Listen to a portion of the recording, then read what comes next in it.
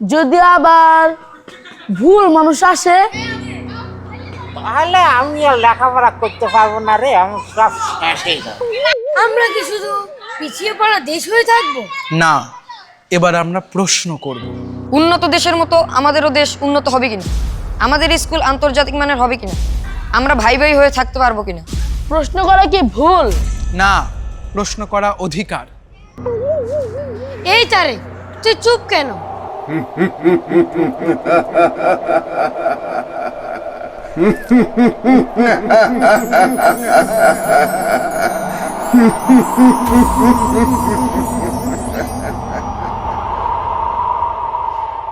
আমি শুধু সুবিধা দেখতাম, দেশের কথা ভাবিনি।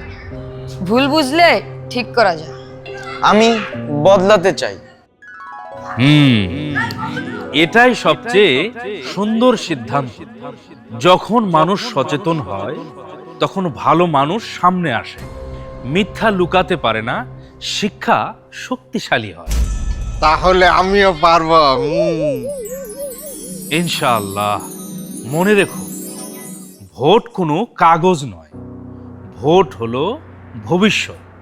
তাই হঠাৎ কারো মিষ্টি কথায় লোভে পড়বে না। প্রকৃত দেশপ্রেমিক যারা, তারা দেশকেই আঁকড়ে ধরে থাকে এবং তাদের হাতেই দেশ নিরাপদ। আমরা কারো কাছে মাথা নত করবো না। ইনশাআল্লাহ। কিন্তু আমরা ভয় পাবো না? আজকের ভয় তোমাদের এবং তোমাদের ভবিষ্যৎ প্রজন্মকে শেষ করে দেবে। সুতরাং ভয় পাওয়া যাবে না। ভয় পাবো না। ইনশাআল্লাহ। লোভে পড়বো না। ইনশাআল্লাহ। আমরা ভালো মানুষ চিনে নিব। ইনশাআল্লাহ।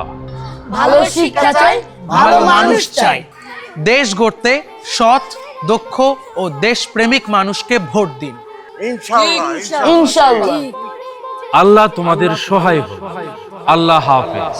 গরিবে দুঃখের ঠিকানা নাহি পাওয়া যেত, যদি আমার শাসক হতো মোরেরই মতো। এমন যদি হতো আমার দেশের শাসক হতো উমরেরই মতো হতো, আবু বকরের মতো। এমন যদি হতো